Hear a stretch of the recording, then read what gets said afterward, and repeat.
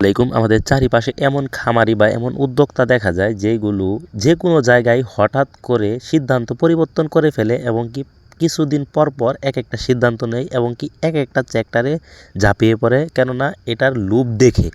কেন বলছি, আমাদের আশপাশে অনেক খামারি ভাইরা আছে যারা কিনা সব সময় একটা জিনিস এখান থেকে চেষ্টা করে যে অতি দ্রুত লাভবান হয়ে যাবে এবং কি অন্যের লাভ দেখে, অন্যের সফলতা দেখে এই কাজে ঝাঁপিয়ে পড়ে। এটা আসলে একদমই উচিত না, আর এটা পাগল ছাড়া অন্য কারো কাজ না। কেননা যে বা যারা খামার থেকে লাভ করছে এবং কি লাভবান হচ্ছে, তার পিছনের গল্প যদি আপনি ঘাঁটতে যান তাহলে দেখতে পারবেন এখানে কি পরিমাণ মেহনত আর কষ্ট করে এই সেক্টরে এবং কি এই পজিশনে আসছে। সুতরাং আপনি দু একদিন লাভ দেখে এখানে ঝাঁপিয়ে পড়বেন, খামারে চলে আসবেন, বিষয়টা এমন না, অতটাও সহজ না।